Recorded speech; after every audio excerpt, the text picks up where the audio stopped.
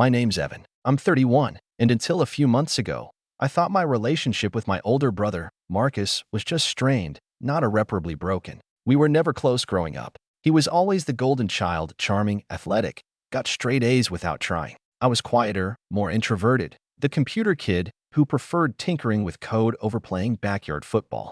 Still, I figured we'd grow out of the sibling rivalry. Maybe even become real friends once we both hit adulthood. That never happened.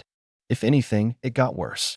Marcus graduated with honors, landed a cushy finance job thanks to one of Dad's friends, and started dating Amelia, his college sweetheart who came from a family of surgeons and CEOs. I took a different path, dropped out of college to build my own tech startup with two high school friends. We bootstrapped for years, lived on ramen and late nights, and got laughed at more times than I could count. But last year, our company finally hit. We signed a major licensing deal with a healthcare tech firm, scaled fast, and suddenly, I wasn't that weird IT dropout anymore. I became a CEO. We're not a household name, but in our industry, people know who we are. Still, I never flaunted it, especially not to Marcus. I figured he didn't care, or worse, would just find a way to downplay it, like always. A few weeks ago, Marcus texted me about his housewarming. Or rather, he didn't invite me.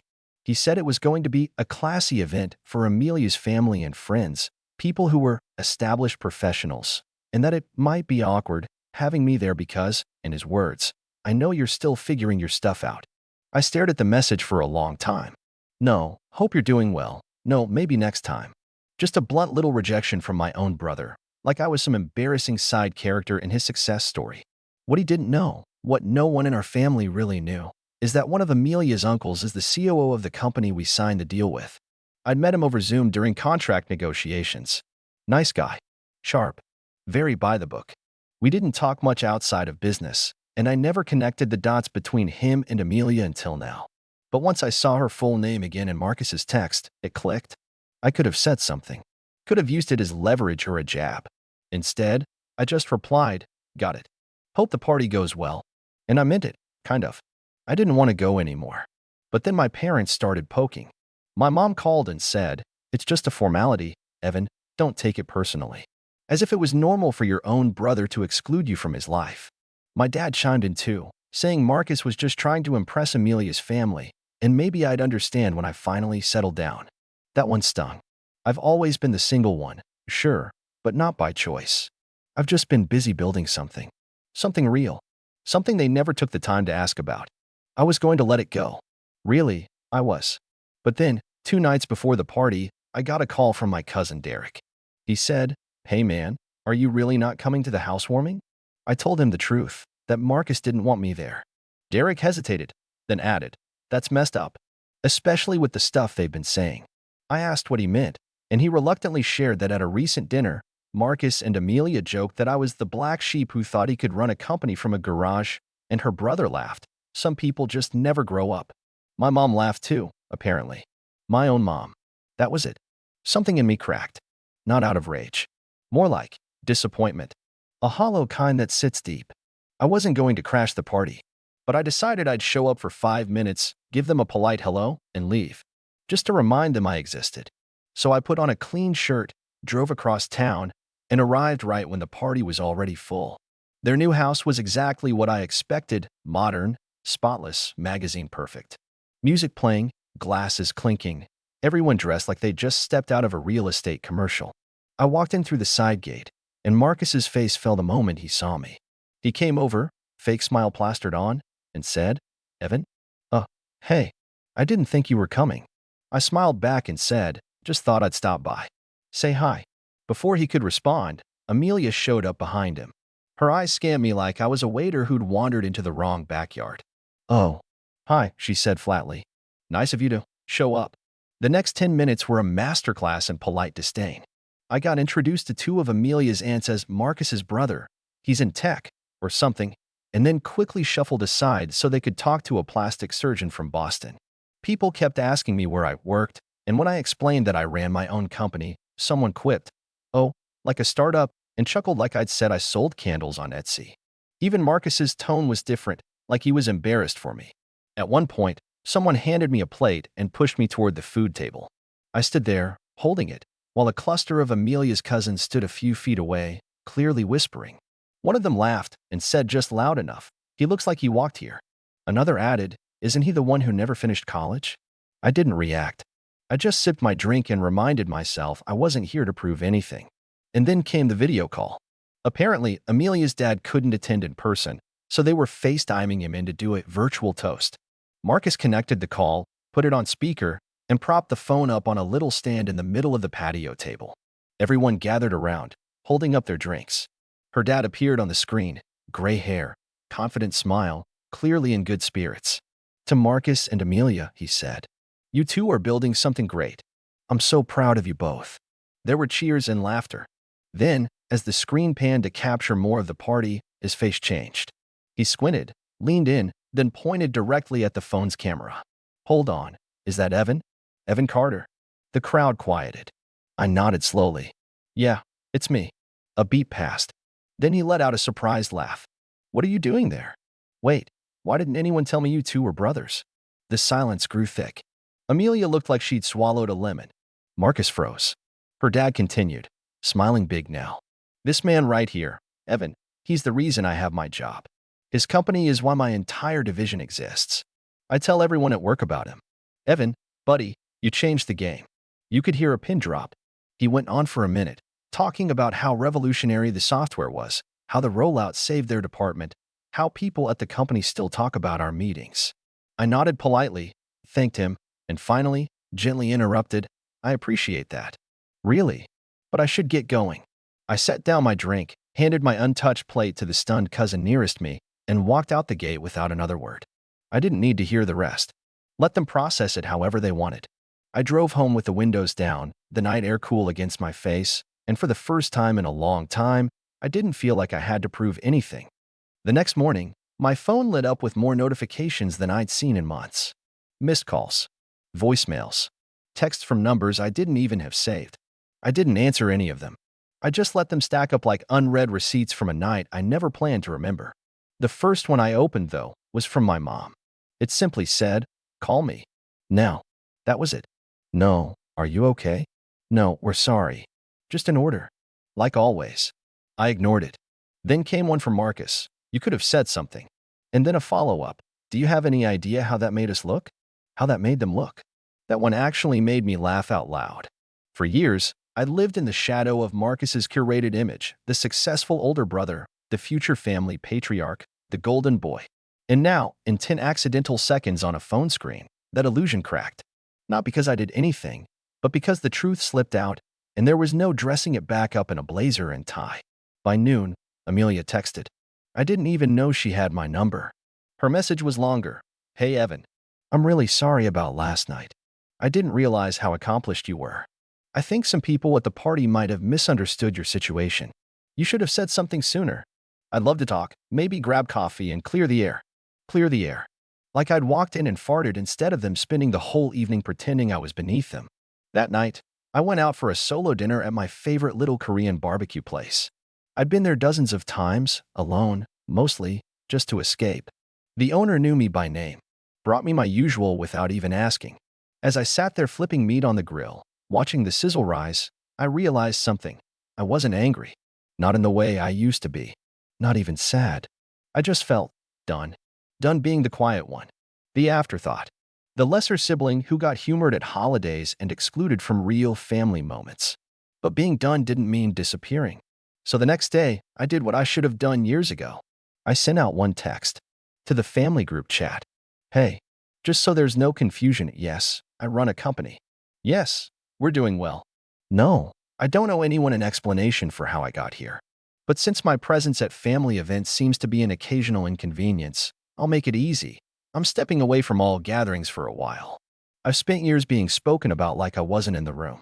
But I am in the room now, and I've built the building. So feel free to carry on. Just without me." Delivered. Read. Silence. An hour later, my cousin Derek replied, "Respect." Then my aunt, Dad's sister, texted me privately. Said she'd watched what happened at the party over Amelia's dad's FaceTime. "The look on your mom's face," she wrote. She turned ghost white. Like she'd seen a spirit crawl out of her own reflection. But the real kicker came 2 days later. I got an email from Amelia's father. A professional one, sent to my work address. He wrote, "Evan, I owe you an apology. I had no idea you were part of that family. No one mentioned it. I can't believe the way they treated you. I always say we should never judge someone by their resume, but by their results, and you've built something remarkable. If you're ever open to collaborating again, on a bigger scale this time, I'd love to schedule a meeting. No pressure, just admiration." I stared at the screen for a long time, not because I needed validation, but because, somehow, that one sentence from someone outside the family, "I can't believe the way they treated you," hit deeper than any apology from my family ever could. And then came the fallout. My mom showed up at my apartment. Not called, not texted, just knocked. When I opened the door, she was standing there in her nicest coat, holding a grocery bag like it was some kind of peace offering. "I brought your favorite, those sesame cookies," she said with a half smile. I didn't invite her in. She stood awkwardly in the hallway, rocking on her heels. "Evan, we didn't know. You never told us how big your company got." I looked her in the eyes and said, "Would it have mattered?" She blinked. "Of course it would have." I nodded slowly. "Exactly." She opened her mouth to respond, then shut it again. Her eyes shifted. "Marcus feels awful. He didn't mean to exclude you." "That's funny," I said, because I read the message. It wasn't a misunderstanding. He said it clearly. There was a pause, a long one. Then she whispered, "It's just hard sometimes, feeling like I don't know how to connect with you." That one stung. Not because it was cruel, but because it was cowardly. "You could have tried," I said quietly. Instead of laughing when they mocked me. Instead of pretending I wasn't there. She looked down. I could see her lip quiver. But I didn't move. I didn't open the door wider. I didn't hug her. I just stood there tired, but calm. "I'm not cutting you out," I said finally. "But I'm not playing this game anymore. I'm not chasing approval. If you want me in your life, it has to be as an equal, not the punchline." She nodded, blinking fast. "I understand." I don't think she did. But she left the cookies anyway. And for the first time in years, I didn't eat them. The next family event was a month later, Dad's birthday dinner. I didn't go. Marcus sent a group selfie from the table. Everyone smiling, plates full, candles glowing. I ignored it. A few minutes later, he sent a private message. "Dad misses you. Come by this weekend?" I haven't replied yet, because for once, they're reaching out. And I'm deciding whether they've earned a reply. I ended up going. Not out of guilt. Not because I missed them. I went because I wanted to look my father in the eye, one last time, and see if he even saw me. It was a quiet Sunday afternoon. No birthday balloons, no extended family, just my parents, Marcus, and Amelia. I wore a navy blazer, not because I wanted to impress them, but because I knew they'd expect me to come casual, as if my life was still some thrown-together garage project. It was petty, sure, but I wanted them to feel the difference before I even spoke. Marcus opened the door. "Hey," he said, trying to sound casual, like we hadn't gone radio silent for weeks. "Glad you made it." "Sure," I replied flatly, brushing past him. Inside, Dad was sitting in his usual chair by the fireplace, sipping something dark from a heavy tumbler. He looked older than I remembered, tired, as if some of the shine he used to wear like armor had dulled. He stood when he saw me. "Evan," he said, nodding slowly. "Good to see you, son." I nodded back. "You too." Amelia gave a small wave from the kitchen, where she was plating a store-bought cake. No one spoke about the party. No one brought up what had happened. It was like we were pretending nothing had changed, only everything had. We sat around the dining table, and the meal was quiet. Too quiet. The kind of silence that isn't peaceful, just loaded. Every clink of a fork sounded louder than it should. Every breath felt like it came with strings attached. It was only when the plates were cleared and the cake was sliced that Dad finally spoke up. "I heard you've done well for yourself." I looked at him. "You could have asked sooner." He nodded, slowly. "Maybe I should have. I guess I didn't realize," he trailed off. I waited. "I always thought Marcus had the clearer path," he said finally. "He did things the way I understood. College, job, stability. You went your own way, and I didn't know what to do with that. So you ignored it," I said, voice steady. "You dismissed it. And me." He looked me in the eye, and for a moment, I thought I saw something real. Regret, maybe. Or at least recognition. "You're right," he said. "And I'm sorry. That should have been enough. That could have been enough." But Marcus couldn't leave it alone.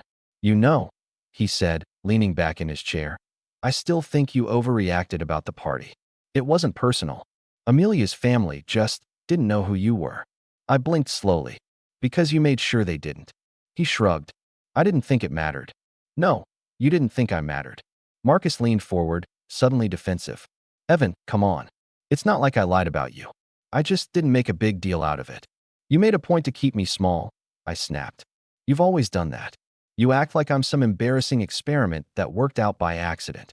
Amelia cut in, her voice quiet but sharp. Let's not turn this into a fight. I turned to her. You mocked me. To your family. Behind my back. She froze. I heard what you said. About how I never made it. About how I was a dropout. About how you were too accomplished to be around me. Her face flushed. I didn't mean it like that. But you said it. And Marcus let you. Everyone was still. I turned back to Dad. You want to know why I stopped coming around? Why I'm not at birthdays or holidays? It's not because I'm busy. It's not because I'm bitter. It's because you all made it clear I was only welcome if I played my part. The underachiever. The weird one. The one you laugh about after dinner when you think I'm not listening. No one moved. I stood up. You wanted me here? Now I've come. But this is the last time I walk into a room just to make you feel better about ignoring me. And I reached into my coat pocket and set down a white envelope. What's this? Dad asked. My company's annual gala is next month. We're hosting it at the Skyline Towers downtown. That's a VIP invite. You can come see for yourself what I've built. Or you can throw it out and go back to pretending. I turned, walked to the door. No one said a word. As I stepped out into the crisp air, I finally exhaled. Not out of relief, but closure. The next day, my assistant called. You're not going to believe this, she said. We just got a confirmation RSVP. From who? Your father. +3. The night of the gala arrived like a storm front, quiet anticipation giving way to flashes of drama and long overdue reckoning. I arrived early, dressed in a tailored charcoal suit, subtle but sharp. No name tag. No introduction needed. This was my world. The event space at Skyline Towers was all polished glass and sweeping views of the city, with soft jazz playing over warm lighting. Investors, partners, and industry leaders mingled with glasses of champagne and practiced ease. I was in my element.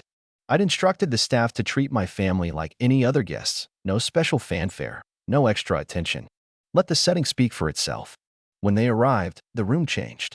I saw them enter from across the hall, my father in a stiff black suit, my mother clinging to his arm, Marcus and Amelia just behind, both dressed like they were attending an awards show. They stood awkwardly near the registration desk until one of the assistants checked their names and gave them their access badges, VIP, same as the rest. I watched them look around, trying to make sense of it all. Then the signage caught their eye. My name, Evan Carter, printed large across the digital displays above the stage. Beneath it, founder and CEO of Nexus Systems. Amelia's jaw actually dropped. They didn't realize, not fully, that this was me. That I wasn't just doing okay. That I owned the space they were standing in. That the servers brushing past them, the musicians playing live, the curated lighting, the software demonstrations and the breakout booths, all of it was my creation. I let them wander. They saw colleagues shaking my hand, laughing with me, congratulating me on our newest product launch. They watched a former Stanford professor approach me and say, "Your keynote last month was one of the best I've ever seen." They saw me smile and say, "Thanks, document. Still remember your class on scalability." And then the moment came. I took the stage. The room dimmed, and a hush fell. I didn't look at my family as I spoke, but I knew exactly where they stood, near the back, blending into the shadows, trying to make themselves small. 5 years ago, I began. This company was 3 people in a 1-bedroom apartment, eating instant noodles and fighting to make rent. No investors. No safety net. Just an idea and the will to make it real. I let that land. There were people who told us it wouldn't work, that we were wasting time, that we weren't cut out for success. But I've learned something. What others call unrealistic is often just unfamiliar to them. It doesn't mean you're wrong. It means they can't see what you see. I paused, looked out at the sea of faces. And for the first time, I did look at my family. They were still. And tonight, I continued, I want to say thank you. To the people who did believe. To those who backed us when we were nothing. Because now, we are something. The crowd erupted in applause. Cameras flashed. People stood. I stepped off stage to a line of well-wishers, friends, and admirers. My family didn't approach at first. They lingered, unsure. Eventually, Dad made the first move. He walked up, slowly, looking older than I'd ever seen him. "Evan," he said, voice low. That was impressive. Thanks, I replied. I didn't smile. I didn't realize, he said, glancing around the room, what you built. I know, I said simply. He swallowed. I'm sorry. Behind him, Mom blinked rapidly. We didn't mean to make you feel like you didn't matter, she said, voice tight. But you did, I said. For years. She flinched. Marcus stepped forward. I was wrong, he said. About everything. I was just jealous, I guess. I did things the right way, and still. I'm not where you are. I raised an eyebrow. You're not supposed to be where I am. This was never a race. He looked down. I made it one. Amelia said nothing. Just stood beside him, frozen. I nodded slowly. Here's the thing. I'm not angry anymore. But I'm not going to pretend none of it happened. So what now? Mom asked quietly. Do we just go our separate ways? I looked at her. That's up to you. I'm open to starting over, but this time, on equal footing. No jabs. No backhanded compliments. No being the lesser son. I'm done playing that role. They nodded. Even Marcus. We didn't hug. Not that night. But they left early, quieter than when they came, and I watched them walk out the glass doors into the cold night. No dramatic blow-up. No shouting. Just a slow realization that the person they thought would never amount to anything had quietly become someone they'd never understand. A few weeks later, my mom texted. Just a photo. It was the old family photo from 10 years ago, the one where Marcus stood center and I was shoved to the side, barely in frame. Only this time, she cropped it differently. Centered me. Captioned, thinking about how proud I am. It wasn't everything, but it was something. And that's how it ends. I didn't get revenge in the way people expect. I didn't ruin anyone. I didn't scream. I didn't beg. I just succeeded loudly enough that silence wasn't an option anymore. And sometimes, that's the best revenge there is.